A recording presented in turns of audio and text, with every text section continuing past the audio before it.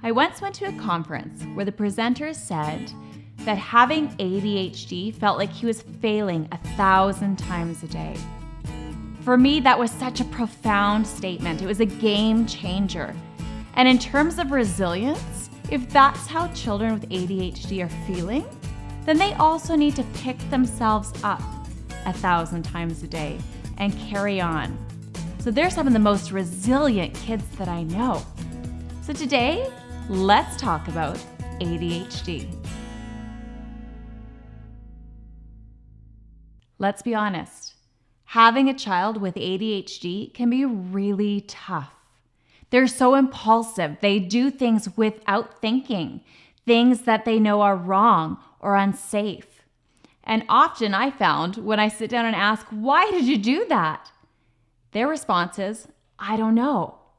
And what I've learned through time and experience is that they really don't know why they did it. And they often have such regrets about their actions. The presenter who said that having ADHD felt like he was failing 1,000 times a day really changed my perspective. And we need to remember that kids with ADHD often aren't in full control of their actions. And they feel like they've let down their friends and their parents and their teachers and their coaches.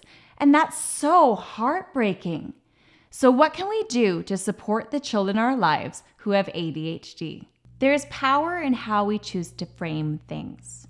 Yep, having ADHD can be a bit of a detriment. It makes life a little more difficult. That's for certain. But what if we chose to see ADHD brains as superpower brains? Kids who have ADHD, their brain takes in way more information than the average brain. That's why they can notice things that we don't even notice or remember things that we've long forgotten. What happens, though, is their brain is taking in so much information that the brain struggles to decide what's important, what we need to focus on. So that's our role as parents, is to help provide our children with strategies that will help them focus and be successful. So remind your child that they're not in this alone. Having ADHD involves a lot of collaboration. We can be involving family members, coaches, teachers. We're all working together as a community to support our child so that he or she can succeed. And while they might need a lot of support and scaffolding early on, as they get older, they want to acquire more and more independence. So try asking your child, what's your plan? How are you going to remember what your homework is? How will you remember to come home on time? Maybe they need to make a to-do list or a checklist that they go through to make sure everything's done. Or this is where technology comes in handy. Older kids can take a picture of what's written on the board for homework to help them remember.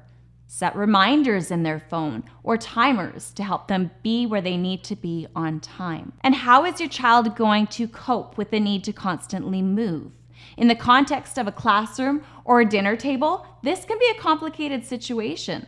So try developing strategies that allow your child a little bit of movement when movement maybe isn't welcome. Kids with ADHD often have a lot of energy.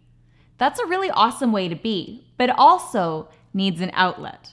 So try offering your child a positive outlet to get rid of that kinetic movement. Maybe they like sports. Having a venue where they can run and jump and climb and be loud and cheer, that might be a great context for them. Or maybe they want to be musical. Having a brain that's always on the go is sure to spawn some sort of creativity. A lot of children like to play instruments, and having that subtle movement of the hands is really helpful for them. When your child experiences a setback, or your family is having a tough moment, as inevitably there will be, remember that it's important to have compassion, but be consistent. Sometimes our kids are going to make poor choices, and sometimes poor choices require consequences. Having ADHD is not a get-out-of-jail-free card. We're trying to teach our children life skills. When addressing problem behavior, Remember to direct your concerns at the behavior, not the person. They're not a bad person, and kids with ADHD often feel that way. So many times I've heard kids say, "I'm just stupid," or "I'm a bad boy or a bad girl." They're not. They just made a poor choice. And what we're trying to do as parents is help them become more and more aware of their choices. Because when they get older, the consequences for impulsive behavior, they get graver, they get bigger. What if you're impulsive while driving a car? What kind of damage will that cause? Or what if you're an adult and you're impulsive in a meeting, or you keep showing up late for work because you can't get organized in the morning? So when the kids are little, it's important to have consistency, to address problem behavior each and every time, but make sure there's a lesson attached and you're addressing the behavior with love and compassion in your heart. In truth, we all have moments where we might wish that our child did not have ADHD. It's exhausting, and some days you just want to pull your hair out. I get it, I really do. But we don't want our kids to survive despite having ADHD. We want them to thrive because of it. It's a superpower. There's an author by the name of Yehuda Berg who talks openly about his ADHD, and he credits it for his success in life because he's able to do so many things at once. He can juggle a lot of balls at the same time. He's an author, he's a speaker, and he's the head of his very successful organization. So take a moment and think about what strengths your child offers. My son wakes up every morning with boundless energy and a smile on his face. I wish I could be more like that. He also builds things with his hands and is really athletic and musical. I wish I could be more like that.